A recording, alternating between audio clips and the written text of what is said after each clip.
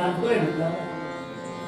इंद्राने फेकलेल्या वज्राला ज्यांनी आपल्या पंखातील एका पिसाला प्रतिकार केला होता, त्यापासून सुकन्या संपलेला जे पात्र ठरले, वैन देह धरून आपल्या पोच आणि पवित्र चरणी हस्तिनापुर सम्राट अजमेर आपली माता झुकवून आशीर्वाद द्या. यशस्वी भव. आपला आशीर्वाद मिळाला, मन माझं समाधानी झालं. पण समाधानी मन काही क्षणापुरतच समाधानी राहिलं. पण आपण येऊन सावधाने शब्द उद्गारावेत आणि आम्हाला ललकारावं. आपला उद्देश आणि आपली भूमिका स्पष्ट होईल का? एकच आम्ही काय आलोत हे स्पष्ट करण्यापेक्षा तुम्ही जाणता आणि कदाचित माझ्याजवळूनच जर का तुम्हाला ऐकायचं असेल तर ऐका.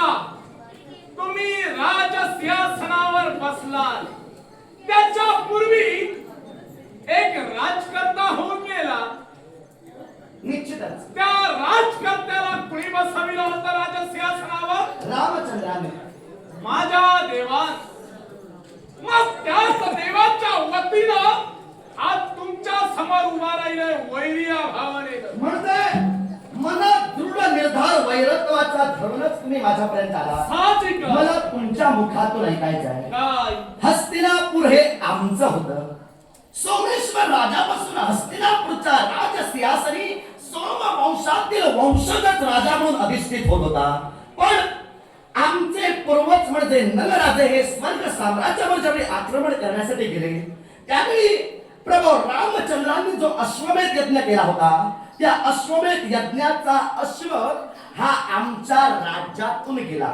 आणि त्यायोगे जर ते म्हणत असतील की हस्तिनापूरची भूमी त्यांची झाली, तर मला तुमच्या मुखातून ऐकायचं आहे, हस्तिनापूरच्या भूमीवर सुसेनाला त्यांनी राजा म्हणून बसविलं, हे आधी योग्य होतं का? त्या पलीकडे जाऊन मी तुम्हाला विचारतोय, जर राज्याचा राजा हा जिवंत आहे, त्याच्या बरोबर युद्ध करून कोणत्याही प्रकारे राजाला जर अंकित केलेलं नसेल, तर मानवांच्या साम्राज्यात एका वानराला राजा करणं हे योग्य होतं का? योग्यच होतं. स्पष्टीकरण करू शकाल? ते कसं ते मी तुम्हाला सांगतोय. कारण प्रभू रामचंद्रांचा अश्व ज्या राज्यातून गेला तिथं अधिकार प्रभूचा ठरला जातो. साहजिकच मग त्या अधिकारानं हस्तिनापूरचं राज्य हे कुणाचं ठरलं? प्रभू रामचंद्रांचं ना. मग तिच्यावरती त्या सर्वस्वी अधिकार प्रभू रामचंद्राचे होते. तिथं राजकर्ता कुणी नाहीये. ज्या राजकर्त्याला आपण नसताना म्हणजे आपल्या गैरहजेरीत आपल्या राजसिंहासनावर शास्ता ठेवण्या व्यतिरिक्त तो युद्धासाठी जातो, मग रिक्त असलेला आसन हे प्रभू रामचंद्रानं भरून काढलं. या दोष नको देऊ. मी त्यांना दोष दिलेला नाही. मग मी काय मुद्दा उपस्थित केला काय? की राजगादीवर आमच्या शासक न बघा तुमच्या म्हणण्यानुसार चालूया. सोमवंशाचे वंशज हे स्वर्ग साम्राज्य अंकित करण्यासाठी स्वर्गाच्या दिशेने वाटचाल करत होते. पण राज्यात अष्टप्रधान मंडळ होतं. राज्याची व्यवस्था सांभाळणारे प्रधानमंत्री महोदय होते. मग असं असताना एका वानराला मानवांचा राजा बनविणं ही कृती माझ्या मनाला रुचण्यासारखी नाही. राजवादी त्यांना राजा केलं, ठीक, मान्यही करूया. तुम्ही तुमच्या बुद्धिमत्तेप्रमाणे किंवा तुमच्या विचार प्रणालीनुसार चाललात. मग याची सूचना राजे नल यांना देणं इष्ट नव्हतं का? ज्यावेळी राजकर्ते म्हणून त्यांना घोषित केलं, जबाबदारी कुणाची होती? ते सैन्य होतं तुमचं. तुमच्या राज्यात मंत्री महोदय होतेच ना. मग त्यांनी नल राजकर्ते यांना का जाणीव दिली नव्हती? जाणीव दिली नव्हती अशातला भाग नाही. मग जाणीव देऊन जाणीवेचा संदेश आम्ही आमच्यापर्यंत पोहोचला. त्यावेळी आम्ही आमची मायभूमी म्हणजे आमचं हस्तिनापुर आमचंच आम्हाला मिळवण्यासाठी पुन्हा आम्ही आक्रमण केलं. आक्रमण सुसेनावर केलं आणि आमचं हस्तिनापूर पुनश्च आम्ही मिळविलं. वाद जर इथं थांबतोय तर पुन्हा तुम्ही आक्रमण का करतात? कारण हस्तिनापूर आमचं आहे, आमचं होतं ते आमचं आम्ही मिळविलं. मग तुम्ही डवळा आता का करता? सुसेन याच्यापर्यंत जाण्यापेक्षा तुम्ही जर का सरळ प्रभू रामचंद्रापर्यंत आला असतात आणि हाच मुद्दा जर का प्रभू रामचंद्राला तुम्ही विचारला असतात तर हा विकोप वाढला असता का? रामचंद्रांना का सम्राट म्हणून आम्ही विचारायला तुमचा मुद्दा जर आहे तर मी हाच तुमचा प्रश्न तुम्हाला फिरून विचारतोय. तुमच्या सैन्यात सुद्धा उड्डाण करून निमिषाच्या काही भागात आपल्या स्थानापर्यंत पोहोचणारे योद्धे आहेत ना? बरोबर. मग त्यातलाच एक योद्धा जर आमच्यापर्यंत आला असता आणि त्याने आम्हाला सांगितलं असतं तर आम्ही तुमच्या बरोबर युद्ध केलं असतं. जर हरवलं असतात तर आमचं राज्य आम्ही तुम्हाला दिलं असतं. आम्हाला सुद्धा गरज नव्हती. तुमचा राज्य कसा सांभाळावा याची गरज तुम्हाला होती. ऐका, नियुक्त करून ठेवला पाहिजे होता. राज्य सांभाळण्याची गरज होती म्हणूनच आमचं राज्य मिळवण्यासाठी आम्ही पुन्हा आक्रमण केलं. तुम्ही मुद्दा काय मांडलात? तुम्ही थेट रामचंद्रांना जाऊन सांगायला होतं. जर तुम्ही तर म्हणताय की राजांपर्यंत याची वार्ता देणं याची तुम्हाला गरज नव्हती तर आम्हाला सुद्धा गरज नव्हती रामचंद्रांना सांगण्याची. आमची मायभूमी आमचं हस्तिनापूर आम्ही पुन्हा मिळविलं. अर्थात आता तुम्ही जे येताय मागावून याची आम्हाला कल्पना होती तेव्हा तुमच्या सम्राटापर्यंत येऊन सांगण्याची गरज नाही. आणि काय हो आणि काय हो काय झालं? तुम्ही आता जे काही मला शिरात आणून सांगताय त्याप्रमाणे आवेश ठेवून आलो. कारण देवाबद्दल माझा स्वाभिमान, देवाबद्दल माझा मला अभिमान आहे. त्या कारणास्तव तुमच्या समोर मी इथं आलोय. अभिमान सतेज ठेवाच, शब्दाची उंची हवी तेवढी वाढवा, पण आवाज हा माझ्या स्वराबरोबरच तुम्ही ठेवून का ठेवा. म्हणून? याला कारण आहे. का म्हणून? जसे तुम्ही वैरी म्हणून माझ्या डोळ्यासमोर उभे राहिला, मी बरोबर. तुम्हाला वैरी म्हटलं नाही, मी तुम्हाला नमस्कार केला, पण तुम्ही थेट वैरत्व जोडला. कदाचित सामंजस्यानं तुम्ही देव घटक असल्या कारणानं वाद सामंजस्यानं मिटलाही असता, पण तुम्ही ज्या पद्धतीने बोलताय त्या पद्धतीने आता मी तुम्हाला सांगतोय. म्हणून म्हटलं शब्दांची उंची हवी तेवढी वाढवा, पण आवाजाची जास्त वाढवू नका. नाही, शब्दांची वाढल्यावर आपोआप आवाजाची वाढते. कशी काय? साहजिक तेवढं आहे ना. काय आहे? तेवढं आहे वजन आमचं, तेवढं आमचं अस्तित्व आहे. तुझं वजन शब्दात दाखव, आवाजात मला नको दाखव. नाही दाखवायचं नाही, म्हणून तर उभा आहे. तुम्ही आज माझ्यावर बोट दाखविता एवढं का?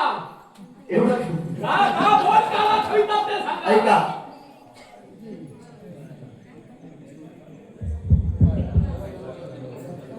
मी तुमच्यावर बोट दाखवतो याला कारण आहे. कारण एकंदरीत तुमच्या बोलण्यावरून मला समजलं इतरत्रांच्या संसारात, इतरत्रांच्या वैयक्तिक जीवनात चढाओढ करण्याची तुम्हाला काय सवयच लागून गेलेली आहे की काय? काय झालं? काय झालं म्हणजे? कुणाच्या संसाराला मी ढवळाढवळ केली? ऐका सांगतोय, बोला. आमचं हस्तिनापूर आम्ही आता सुखा समाधानानं सांभाळतोय. मग असं असताना रामसेनेच्या वतीनं येऊन आमच्याशी तुम्ही वैरत्व जोडताय. या आधी सुद्धा हेच तुम्ही केला. कारण देवराज देवेंद्र आपलं सिंहासन, आपली राजगादी सुखा समाधानानं सांभाळत होते. तुम्ही गेलात आणि देवतांची त्रेधा उडविला, त्यांना त्यांच्या आसनापासून डळमळीत केला. म्हणजे एखादे राजकर्ते जर आपलं राज्य सुखा समाधानानं सांभाळत असतील तर ते काय तुमच्याला बघवत नाही की काय? जबाबदार मी नव्हतो. मग कोण होता? आम्ही स्वर्गावर स्वारी केली याला जबाबदार आम्ही नव्हतो, तर देवतांचे अधिपती देवेंद्र महाराज होते. कसे काय? कारण त्यांच्या जीवनातील मागील इतिहास जरा आठवा. तुम्हीच सांगा. नाही म्हणजे तुम्हाला ज्ञात आहे ना? मग मी सांगू की नाही, तुम्ही? आम्हाला प्रश्न विचारलात ना, हा. मग तुम्हीच सांगा म्हणता. तुम्ही काय सांगितलात? मागील इतिहास तुम्ही आठवा. मग मी आठवून मीच तुम्हाला सांगू की मागील इतिहास जो काय तुम्ही सांगताय तुमच्या मुद्द्याला अनुसरून तो तुम्हीच सांगणार आहात? नाही, मुद्द्याला अनुसरून मी बोलणारच आहे. मग मागील इतिहास जो काय तो तुमचा तुम्ही सांगा, त्यावर माझं काय ते तुम्हाला शिस्तीत सांगतो. म्हणजे शिस्तीतच मी बोलणार आहे. बोला. ऐका मग, कारण मागील इतिहास कुठला असेल तर विश्वस्थैर्य राखावं याच्यासाठी देव देवता सारे प्रयत्नवादी बनत होते. त्या क्षणी वालखिल्य ऋषी हे वारकिल्ले ऋषी त्याचप्रमाणे प्रयत्नवादी होते. मार्गाने जात असतेवेळी गायीच्या खुरात साचलेलं पाणी यात स्नान करत होते. हेच कृत्य, ही कृती देवतांचे अधिपती म्हणजे कामरेश महाराज याने ती पाहिली आणि कुचेष्टेनं हसण्यासाठी तत्पर झाले. आणि त्याच वेळी वारकिल्ले ऋषीनं शाप दिला की एक ना एक दिवस तरी इंद्र पदावरून तुला दूर करेन. एवढं नसून सहस्त्र हत्तीचा बळ घेऊन सहस्त्र इंद्राप्रमाणे एक तेजस्वी इंद्र निर्माण करेन. अशा प्रकारचे शब्द त्यांचे आणि ते ब्राह्मणाचे शब्द ही ब्रह्मवाणी सतेज करण्यासाठी आम्ही तिथपर्यंत गेलो. काय हो बोला. तुम्ही बोलून मोकळे झालात, तुम्हाला माहित नाही की का तुम्ही आठवताय की काय असा शब्द प्रयोग तुमचा आता येऊन गेला होता. मग मला आता तुमच्या मुखातून ऐकायचं आहे, देवराज देवेंद्रावर तुमचं जे आक्रमण झालं होतं ते बालखिल्य ऋषींना देवराज देवेंद्र हसले म्हणूनच झालं होतं की त्यामागे अजून काही कारण होतं? हेतू होता.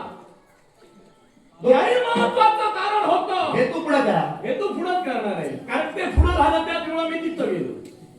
आणि ते कारण काय असेल तर स्वर्गावर गेलो, ते सावत्र मातेच्या इच्छेसाठी गेलो. आता जागेवर आला.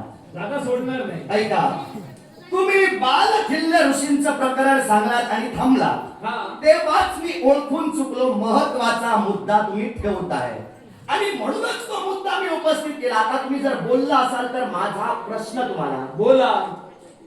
बालखिल्य ऋषी हे गोखुरात जे पाणी साठलं होतं ते पाणी पवित्र आहे म्हणून त्यात स्नान करत होते. त्यावेळी देवराज देवेंद्रांना त्यांची ती कृती हास्यास्पद वाटली म्हणून ते त्यांच्यावर हसले. त्यावेळी त्यांनी सांगितलं की दुसरा इंद्र आम्ही निर्माण करू. तेव्हा दुसरा इंद्र म्हणजे खगेंद्र आपण छाती पुढे करून तुम्ही सांगितला, पण देवतांचे राजे इंद्रच आणि तुम्ही खगांचे राजे झालात म्हणून खगेंद्र तुम्हाला म्हटलं गेलं. पण तुमचा खरा स्वार्थ काय तर मातेला दास्यत्वातून मुक्त करण्यासाठी अमृत कुंभ आणण्याच्या उद्देशानं तुम्ही स्वर्गावर आक्रमण केला होता. मग अमृत कुंभ जर तुम्हाला हवा होता आणि मातेची जर दास्यत्वातून मुक्तता करायची होती तर तुमचे घरगुती वाद, या वादात देवराज देवेंद्रांना का गुरफटलात? म्हणून मी तुम्हाला सांगितलं, एखादा राजा जर सुखानं राज्य करत असेल तर ते तुम्हाला पाहवत नाही की काय? त्या निमित्त ठरला गेला. वारकिल्ले ऋषींच्या मुखाने निघणारे शब्द सत्य झाले. आणि दुसरी गोष्ट म्हणजे माझ्या आईला दास्यत्वातून मुक्तता प्राप्त करून द्यावी याच्यासाठी आम्हाला सगळ्या समाजावर थांबावं लागलं. ऋषींना सांगू नका, मातेला दास्यत्वातून मुक्त करण्यासाठी गेलात हे विधान घेऊन चला. दोन्ही विधान सत्यच आहे. दोन्ही विधान सत्य असतील. खोटं असं काहीच नाही, एवढं लक्षात ठेवा पण तुम्ही. महत्वाचा मुद्दा तुमचा अमृत कुंभाचा आहे, तो घेऊन चला. अमृत कुंभाचाही महत्वाचा आहे, तेवढाच वारकिल्ले ऋषींचा पण महत्वाचा आहे. मग ठीक. पण तुमच्या इच्छेप्रमाणे तुम्ही म्हणतात अमृत कुंभ.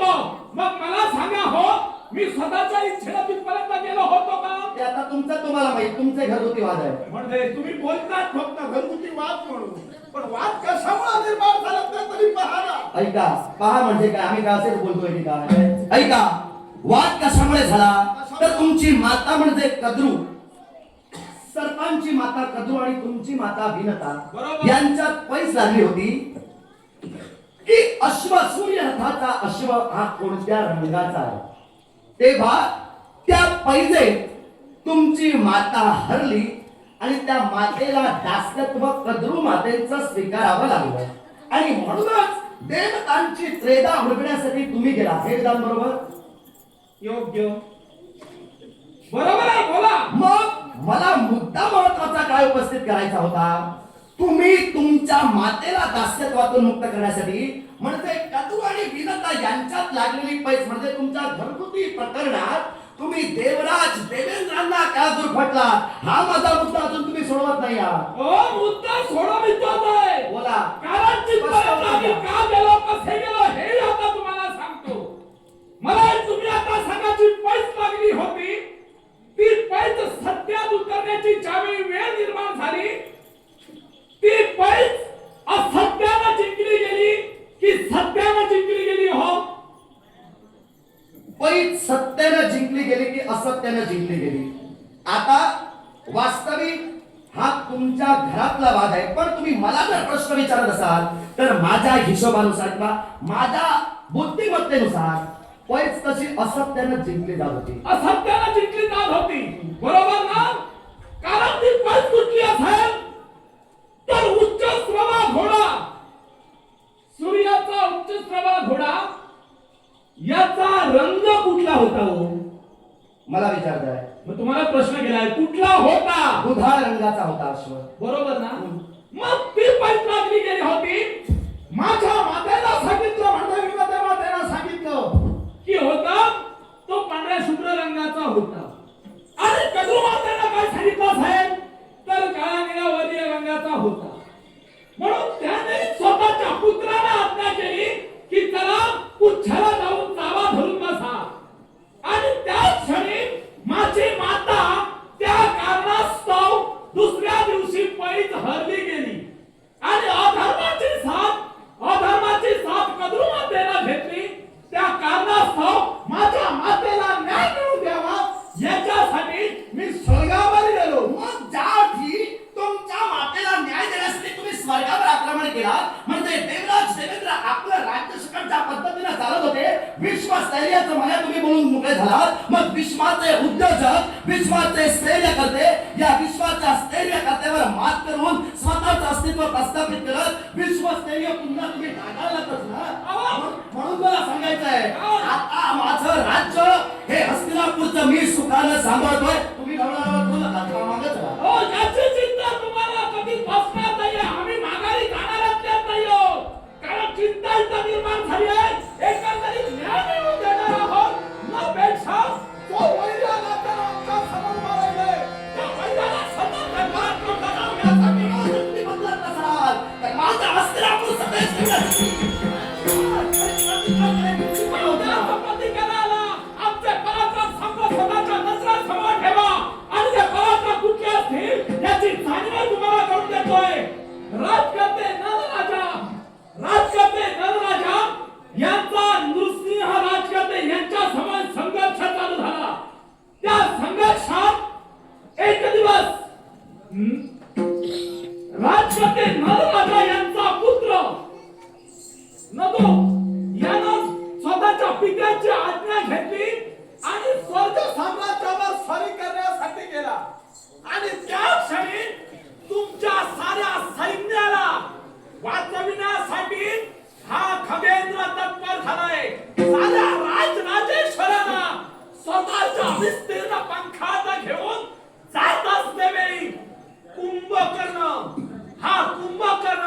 खाली निसटला गेला आणि नृसिंह राजकर्ते यांच्या सैन्यावर पडला गेला. नृसिंह राजकर्ते यांचं कैकश प्रकारचं सैन्य मारलं गेलं. विजय मिळाला तो राजकर्ते यांना.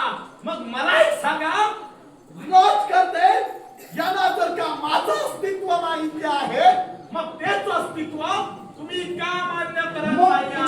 वक्तव्य आता एका शब्दात मला सांगा.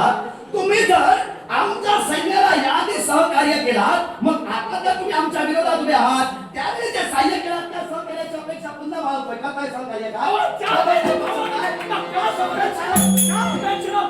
सहकार्य मागितला त्याच अपेक्षा जर का प्रभू रामचंद्रानं सहकार्य मागितलं मग सांगा होणार नाही. तुम्ही रामचंद्रांना सहकार्य करत असाल खुशाल करा. आम्ही आमच्या मायभूमीसाठी आम्ही आमच्या अस्तित्वासाठी झटतोय यात आमचं काही चिंता का. तुमच्या अस्तित्वासाठी जर का तुम्ही करत असाल तर तुमचं अस्तित्व कोणत्या प्रकारे याची पूर्ण ताकदपणा आम्हाला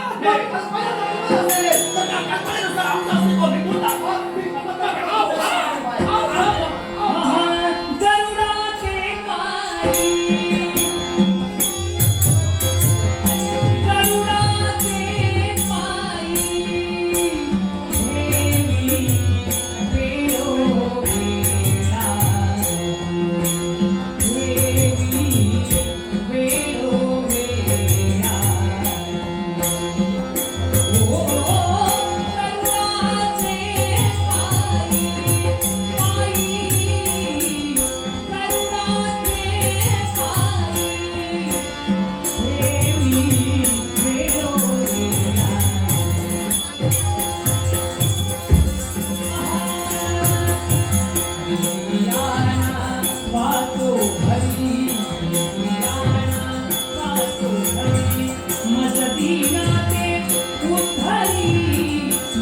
वीरा